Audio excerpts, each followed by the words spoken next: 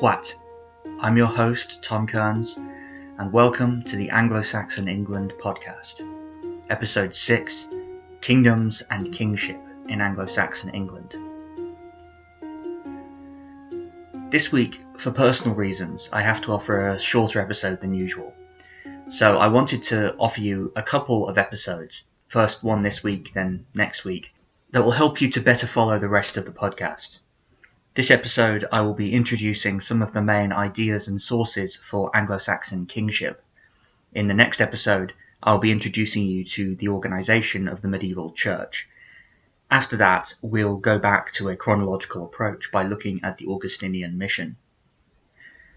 So, as mentioned in episode 4, later writers reflected the political situation of their own day back onto the earliest Anglo-Saxon period, in the shape of legendary rulers such as Ichel and Serdich.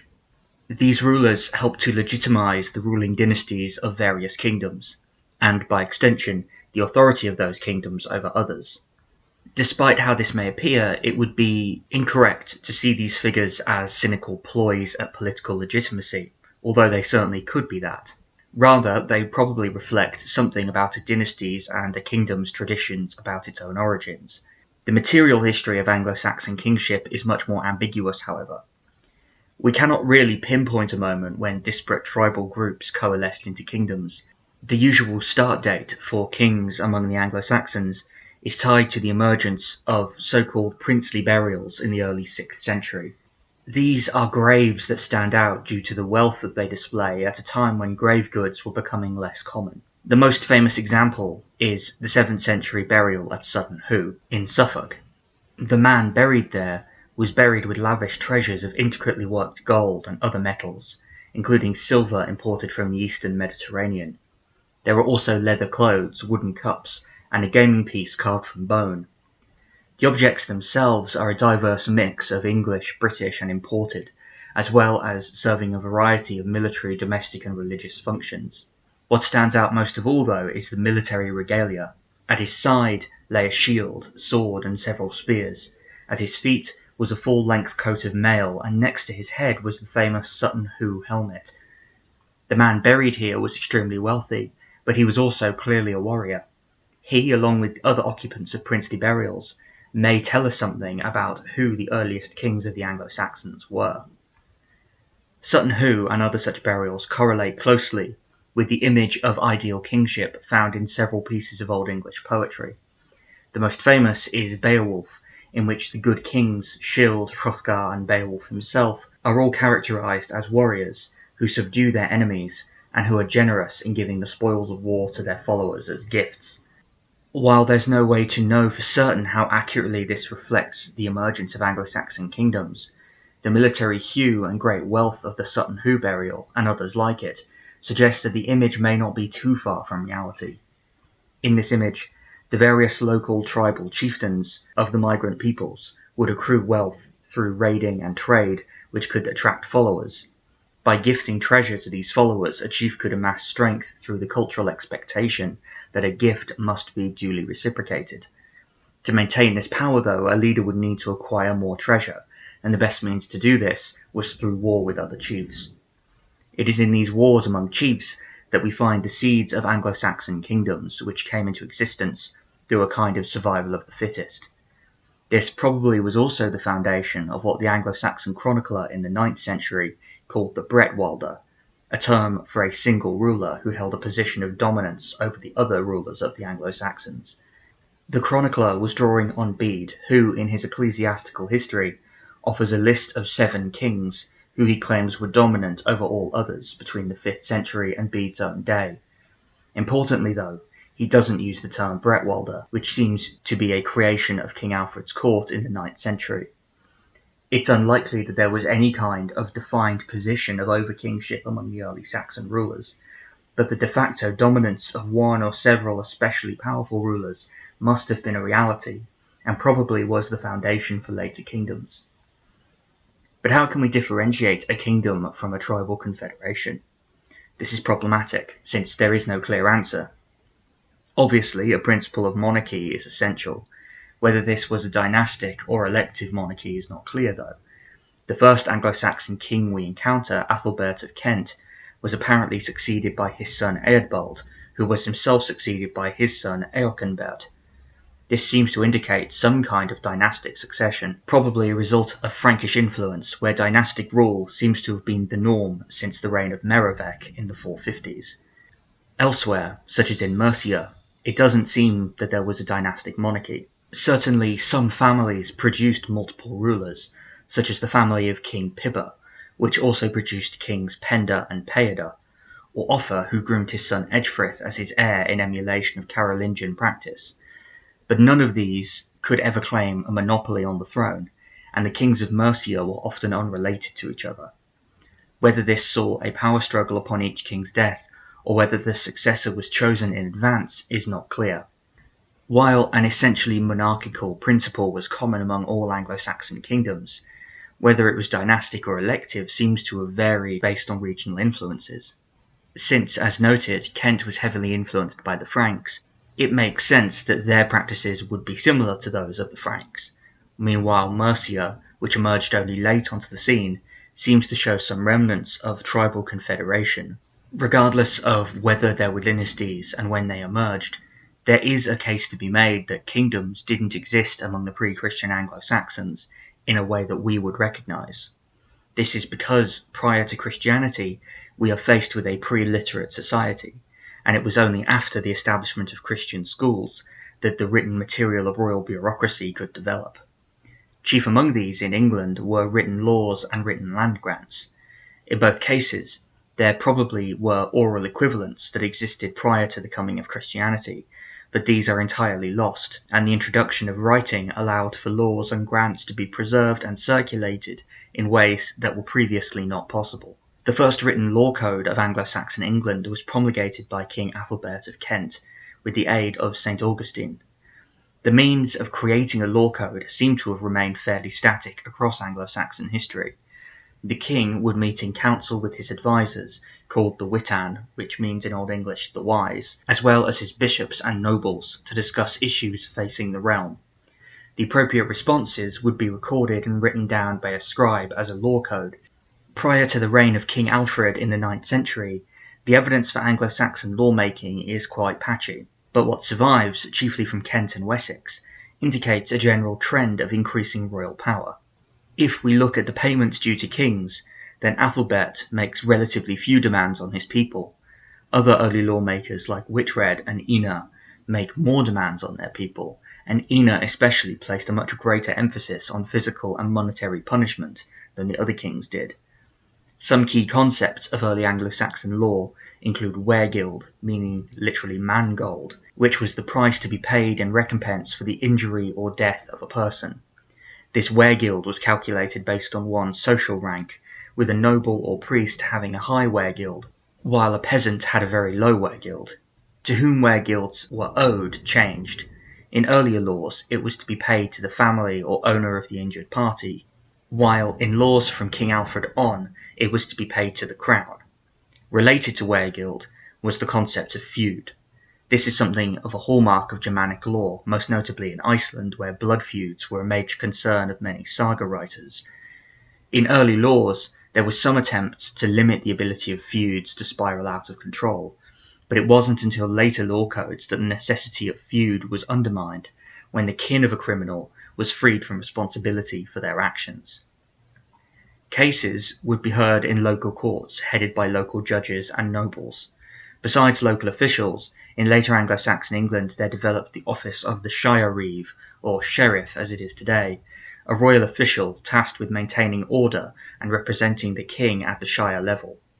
Besides secular laws, there were also ecclesiastical laws, mainly canon law, with their own courts overseen by bishops.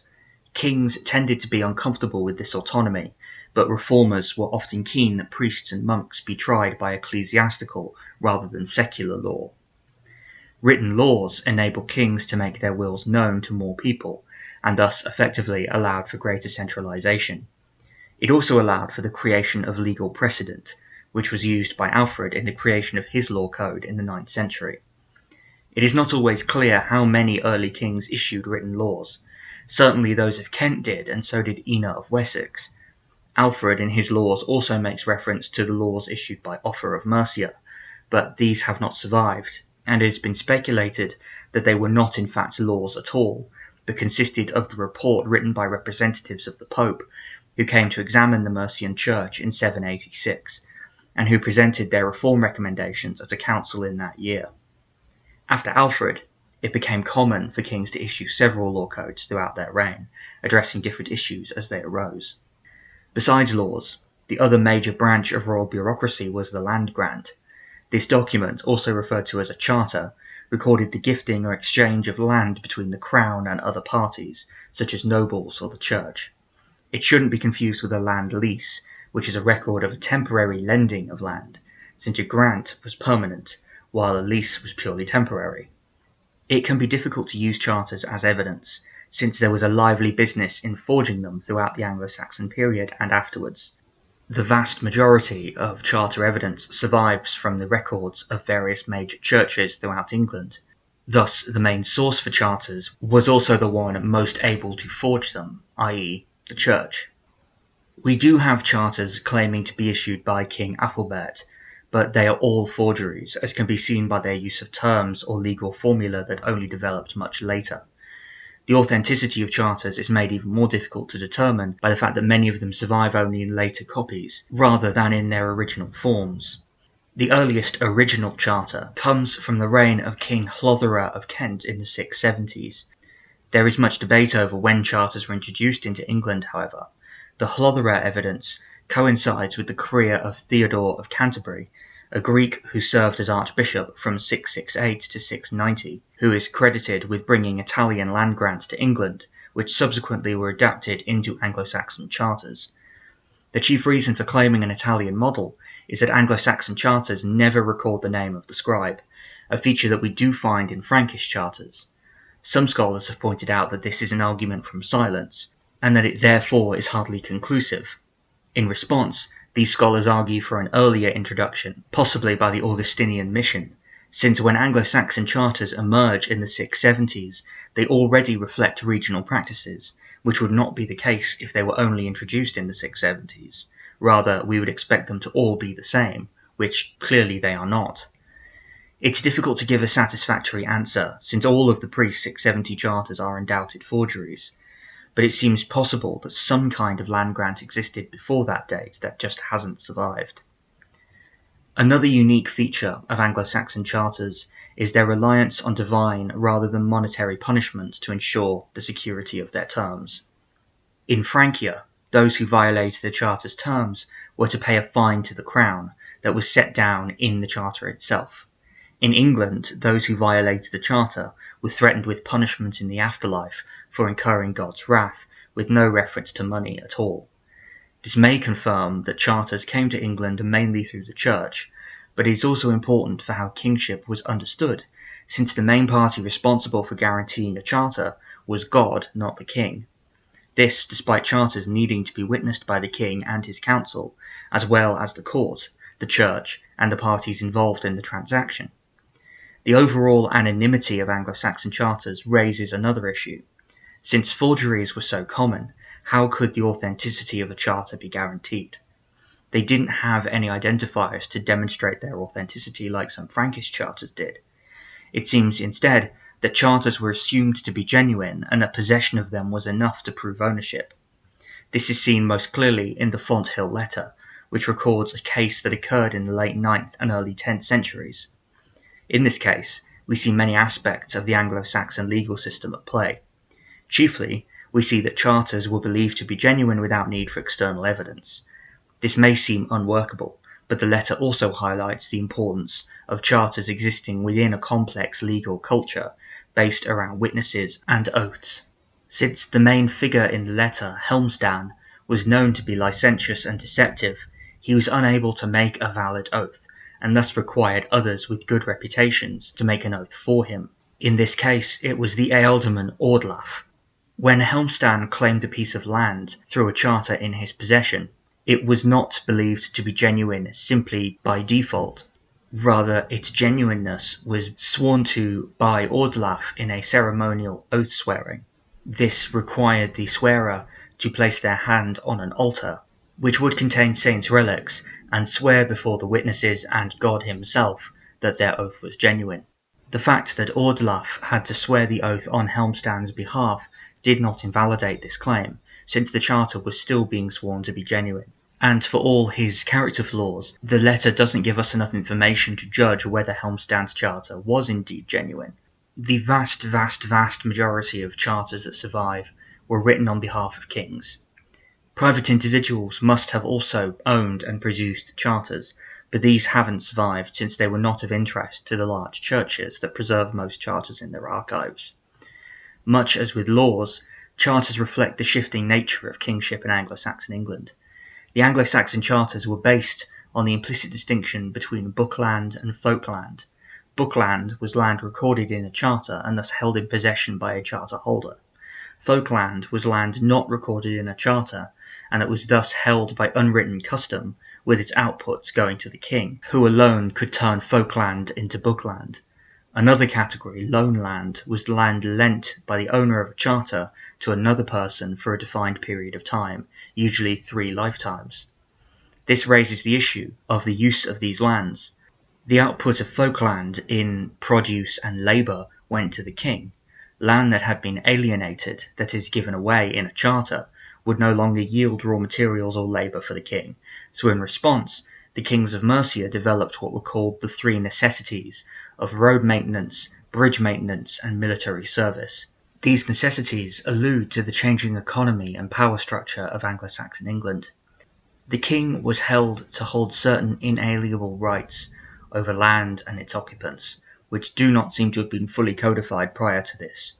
Likewise, we see the increasing importance of infrastructure, such as roads and bridges, which served both a military and an economic role by making travel easier. The working of this system implies a powerful role for the crown, yet it wasn't until the 10th century that this role was given its full form in the royal monopoly on charter production. Prior to this, there is little consistency in the original charters that survive, but during the reign first of Athelstan and then from King Edgar on, there existed a chancery at court responsible for the drafting of all royal charters, giving them all a consistent language and style. Under King Edgar especially, we find multiple scribes at work, but the overwhelming impression is one of the crown now having a fully developed monopoly, reflective of the king's unique role as the distributor of bookland. Earlier kings, while still having a unique authority over land, do not seem to have employed a single chancery. Instead, they probably delegated the production of charters to church scriptoria throughout their kingdoms. This is similar to the primacy of God over the king seen in the texts themselves, but where that was a consistent feature throughout Anglo-Saxon history, kings eventually broke free of dependence on various churches and cultivated a professional chancery of their own. Charters were essential to later Anglo-Saxon kingship, as were law codes. They were the foundation of the royal system as it came to exist after the conversion to Christianity. In essence, they were continuations of older practices. Kings had always made laws, they had also always kept their followers' loyalty through gift-giving. Though gifts changed from treasure to land, the essential logic was the same. Through the witness lists attached, they confirmed the hierarchies of power within the court itself, hierarchies that were also cemented through the councils of which charters and laws were created. Through the written word, kings expanded their power and cemented the dynamics that had always existed, while later kings used the written word to maximize their authority. In essence, the basic logic of the system remained the same. And we could wonder, perhaps, deep down, is it still the same today? Thank you for listening. I hope you've enjoyed this episode of the Anglo-Saxon England podcast. If you've enjoyed it, and if you've enjoyed what you've heard so far, then please leave a positive rating on iTunes or wherever you found it. It helps us a lot to get more visibility. But once again, I am your host, Tom Kearns. This has been the Anglo-Saxon England podcast. Thank you for listening.